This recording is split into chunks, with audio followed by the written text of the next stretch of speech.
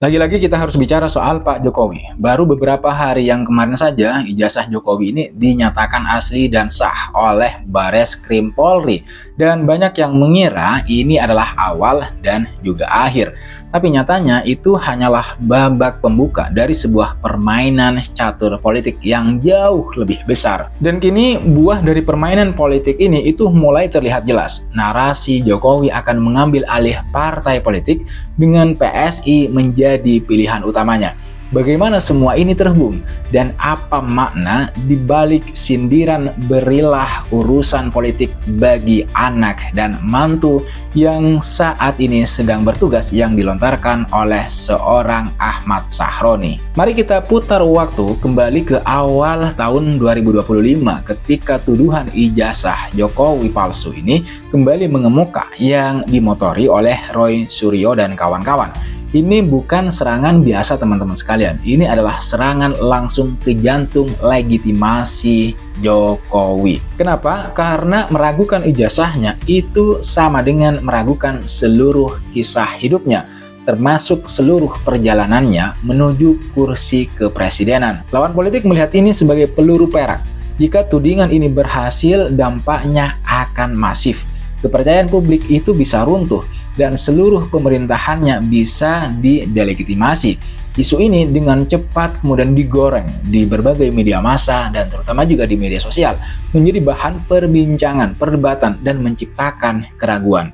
Di tengah badai ini, apa yang dilakukan oleh Jokowi? Disinilah kita melihat langkah taktis pertama Pak Jokowi. Ia tidak panik, ia memilih mengambil sikap tegas dan lugas, melaporkan para penudingnya, para penuduhnya ke Bareskrim Polri pada akhir April kemarin.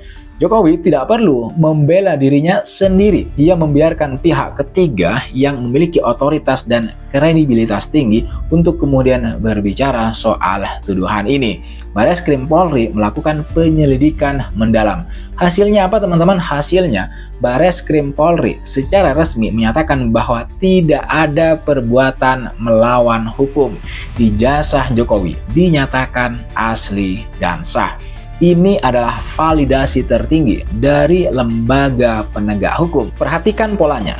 Jokowi tidak menghantam balik dengan pernyataan politik, tapi dengan fakta, dengan data institusional bahkan, dan stempel hukum. Dengan cara ini, ia tidak hanya membantah tudingan, tetapi juga berhasil membingkai para penuduhnya sebagai penyebar hoax, penyebar disinformasi. Kredibilitas lawan politiknya langsung hancur, sementara legitimasi Jokowi justru semakin kokoh karena telah teruji, bahkan dapat stempel dari Bareskrim Polri. Kemenangan dalam perang ijazah ini ternyata ya bukan akhir teman-teman sekalian, melainkan masih awal. Dengan legitimasi yang sudah teruji dan tidak terbantahkan lagi, Jokowi kini memiliki modal politik yang kuat untuk kemudian memikirkan langkah selanjutnya pasca lengser dari kursi presiden pada Oktober 2024. Dan disinilah saya kira narasi pengambil alihan partai politik mulai mengemuka, meskipun juga lebih awal. Awalnya ada dua nama, yaitu P3 dan PSI. P3 Partai Islam Senior yang sedang bergejolak, butuh figur penyelamat untuk lolos ke Senayan di 2029. Menempatkan Jokowi di sana bisa menjadi golden ticket. Namun, kabar terbaru dan berbagai sinyal politik mengarah lebih kuat ke satu pilihan, Partai Solidaritas Indonesia atau yang kita kenal dengan PSI. Mengapa PSI? Ini adalah pilihan yang tepat, yang sangat strategis. Pertama, PSI adalah kanvas kosong. Tidak seperti P3 atau partai besar lain yang punya faksi-faksi internal, terah politik, dan juga ideologi yang sudah mengakar. PSI ini relatif baru. Jokowi bisa membentuk partai ini sesuai visinya tanpa perlawanan berarti dari internal. Dia tidak akan menjadi tamu di sana, di PSI. Dia akan menjadi pemilik rumah, dia yang akan mengatur dan kemudian tanpa konfrontasi dari yang lain. Kedua, DNA PSI sejak awal itu udah Jokowi banget.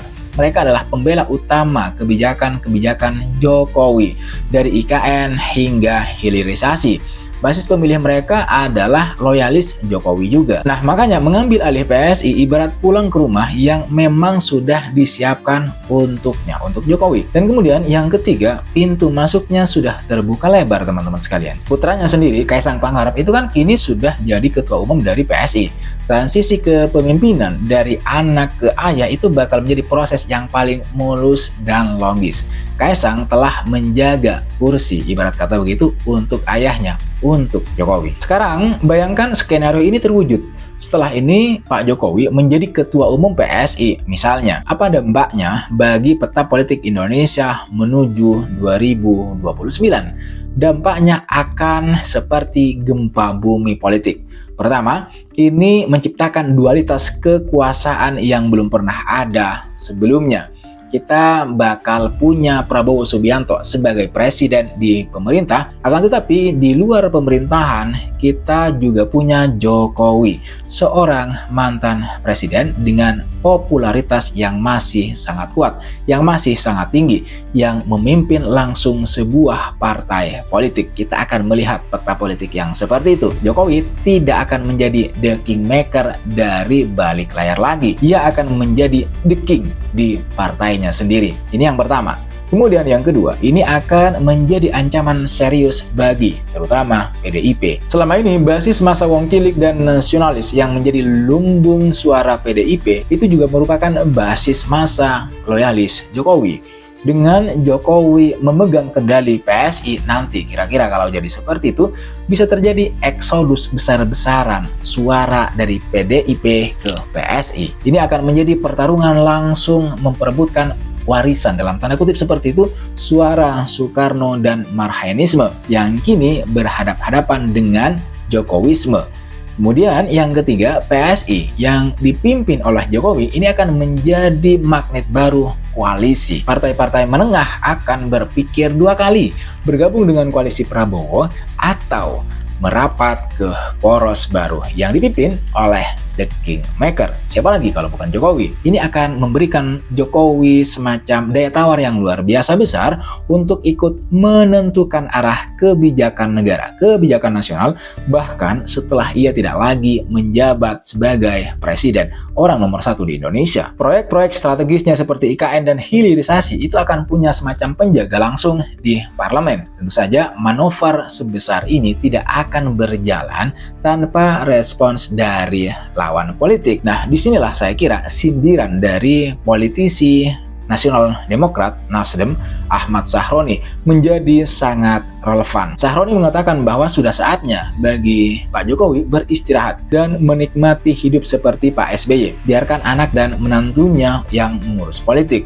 Jokowi hanya perlu bertindak sebagai ayah yang mengawasi anak dan menantunya yang sedang bekerja untuk rakyat. Sahroni seolah mengatakan bahwa biarlah urusan politik hari ini itu menjadi urusan anak-anak muda, dan biarlah Pak Jokowi beristirahat setelah memimpin Indonesia selama 10 tahun. Dia menganjurkan Pak Jokowi untuk melihat posisi SBY setelah tidak lagi menjadi presiden. Kira-kira begitu kalau kita sederhanakan sindiran Ahmad Sahroni yang panjang, di mana ia mengatakan hal tersebut seolah-olah dia adiknya Pak Jokowi. Ketika Sahroni memberikan contoh Pak SBY sebagai mantan presiden yang tidak lagi cawe-cawe, yang tidak lagi mengendarai partai politik gitu ya, tidak mengurus lagi urusan politik, dia lupa Megawati yang tidak pernah berhenti mengurus politik setelah tidak lagi menjadi presiden, bahkan sampai sekarang. Sekilas apa yang disampaikan oleh Ahmad Sahroni ini terdengar seperti nasihat yang sopan gitu ya.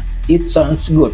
Ya, kedengarannya seperti itu. Tapi dalam politik tidak ada yang sesederhana itu. Mari kita baca subteksnya. Pernyataan Sahroni adalah representasi dari kegelisahan partai-partai lain. Mereka melihat ancaman nyata dari seorang Jokowi yang tetap aktif berpolitik. Mereka lebih suka Jokowi menjadi seorang negarawan senior yang sesekali begitu memberi nasihat. Mereka nggak pengen Jokowi ini terjun langsung gitu ya, bukan menjadi seorang ketua umum partai yang kemudian aktif bertarung di arena, di gelanggang gitu. Mereka takut juga, ini ancaman kata mereka. Biarkan anak dan mantu ini kan indikasinya ya pada anak-anak muda. Nah, sindiran biarkan anak muda juga sangat ironis dalam konteks ini. PSI, partai yang bakal diambil alih oleh Jokowi, justru partai yang paling identik dengan anak muda. Jadi Sahroni seolah-olah menggunakan argumen regenerasi untuk mencegah figur senior seperti Jokowi memimpin partai politik, memimpin partai anak muda yaitu PSI. Ini adalah cara yang halus untuk mengatakan, tolong jangan ikut campur lagi. Kekuatan Anda terlalu besar dan mengganggu keseimbangan yang sudah ada saat ini. Ini adalah sinyal bahwa pertarungan untuk 2029 sudah dimulai. Kubu lawan sadar jika Jokowi berhasil mengkonsolidasikan kekuatannya di PSI, ia akan menjadi variabel yang sangat sulit dikendalikan. Jadi apa yang bisa kita simpulkan dari pembahasan ini?